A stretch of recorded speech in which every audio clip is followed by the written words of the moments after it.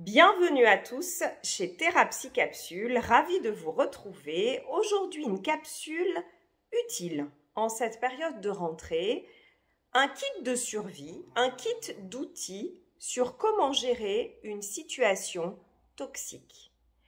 La première chose à se dire, c'est de se dire comment je vais reconnaître que je suis dans une situation toxique et qu'il faut que je réagisse vite. La clé, c'est le temps. Plus vous allez laisser s'installer, parce que souvent on n'a pas conscience que quelque chose est toxique, parce que souvent on se culpabilise beaucoup, parce qu'on se remet souvent beaucoup en cause avant de se rendre compte qu'il y a peut-être un problème dans l'environnement avec les gens qui nous entourent. Alors il ne s'agit pas bien sûr de remettre toute la faute sur les autres. Simplement il s'agit d'être lucide. Si j'attends trop longtemps dans une situation toxique, je vais m'affaiblir, je vais détruire ma confiance en moi, je vais abîmer mon estime de moi et du coup, je vais souvent m'isoler, je vais déprimer et quand il sera venu le moment de réagir, parce que là, je vais identifier vraiment que c'est une très mauvaise situation, je n'aurai plus les forces nécessaires. Donc la question aujourd'hui, c'est d'apprendre dès les premiers signes à réagir. C'est extrêmement important. Ça peut être une situation de couple, une nouvelle rencontre, ou un couple déjà installé. Ça peut être une situation professionnelle, vous commencez un nouveau travail, une situation amicale, vous rencontrez un nouveau groupe de gens. Il est important d'être ouvert, ouverte, d'être tolérant, mais aussi d'être attentif à ce qui se passe. Et la première chose à faire, c'est de se ramener à son propre corps, à ses ressentis, à ces fluctuations d'énergie.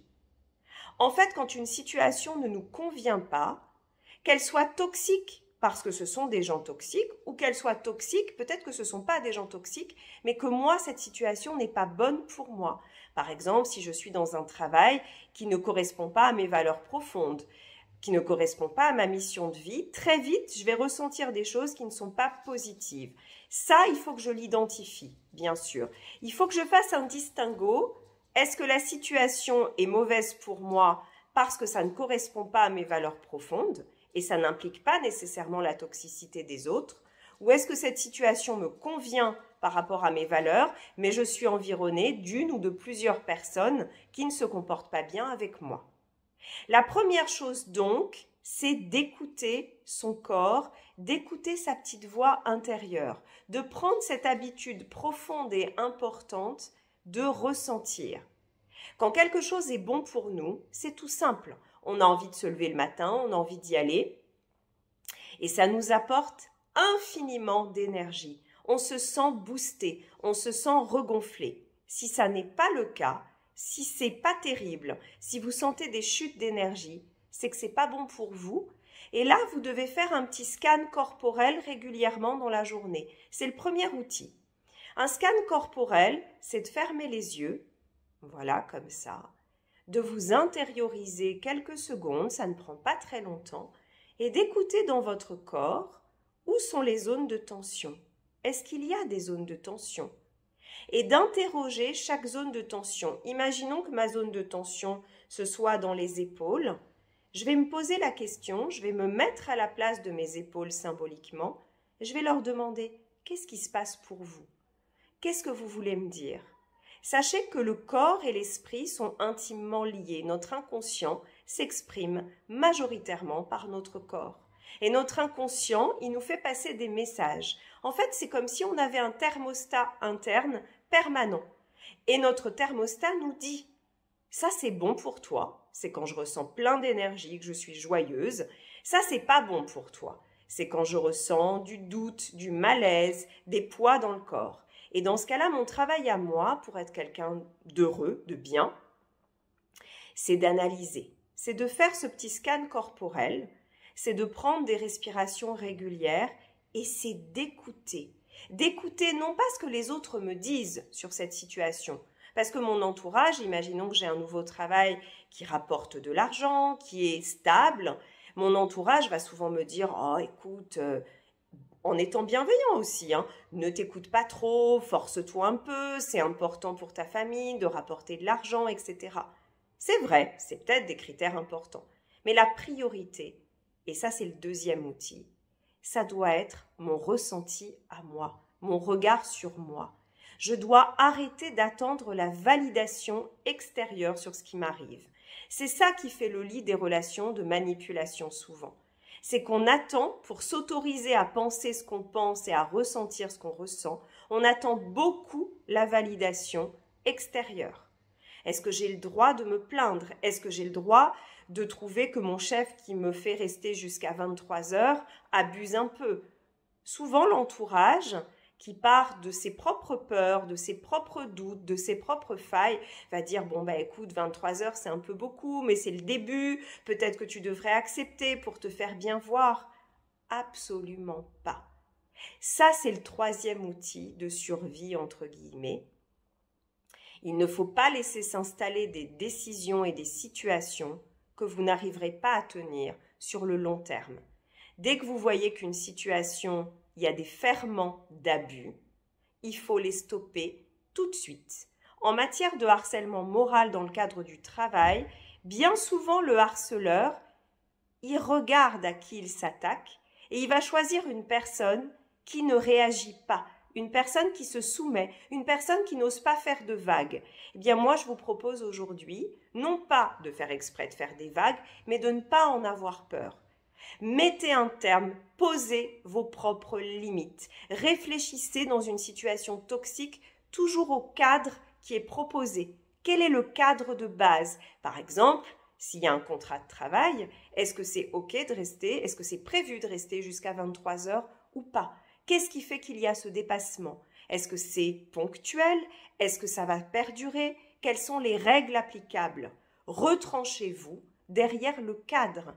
Définissez-le. Il y a un cadre souvent juridique, mais dans une situation où il n'y a pas de cadre juridique, dans une situation peut-être de couple ou de famille, définissez ce qui est important pour vous.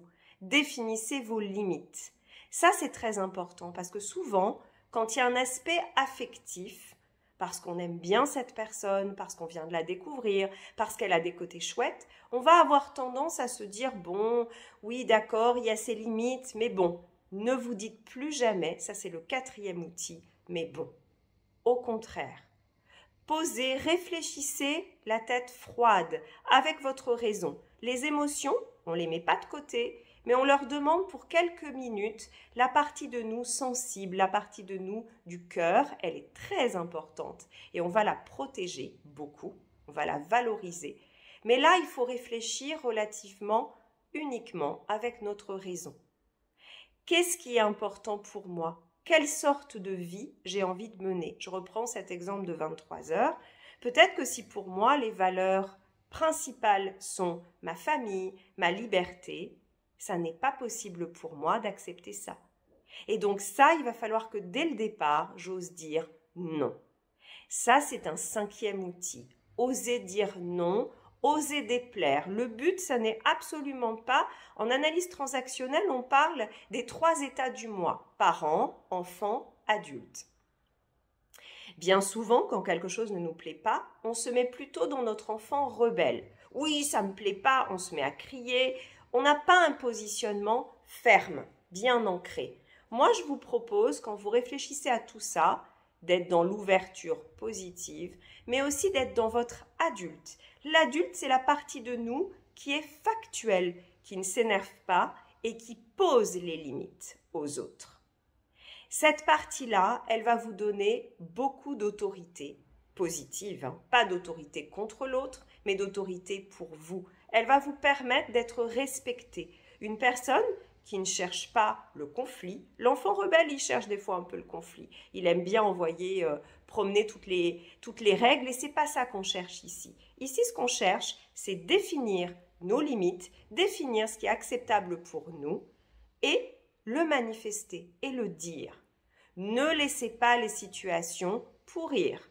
Plus vous allez les laisser pourrir, on l'a dit au départ, plus vous allez perdre des forces et ensuite la personne, si ça fait 6 mois que vous acceptez de rester jusqu'à 23 heures sans jamais être payée en heures supplémentaires et sans rien dire, elle va avoir du mal à entendre. Elle pourra peut-être l'entendre, mais au bout de 6 mois que vous ne voulez plus. Donc c'est très très important dès le départ de dire voilà, ça c'est pour moi, ça n'est pas pour moi.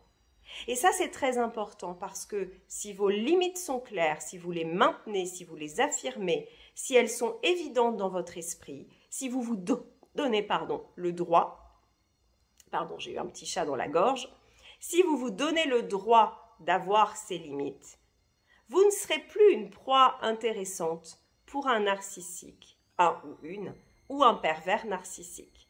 Tout simplement parce que ces gens-là adorent, je vous le rappelle comme victime, les gens qui sont énergiques, qui ont plein de richesses en eux, mais aussi les gens qui doutent beaucoup, qui se culpabilisent beaucoup et qui n'osent pas dire non. Donc, chers amis, vous avez plein d'outils là intéressants pour commencer à aborder cette rentrée très positivement et ne plus jamais être dans des situations toxiques. Merci beaucoup de vous abonner à cette chaîne qui est dédiée à votre bien-être, qui s'inspire de la PNL, de l'hypnose ericksonienne, de l'analyse transactionnelle, de l'analyse systémique et de plein d'autres choses, de plein d'outils novateurs.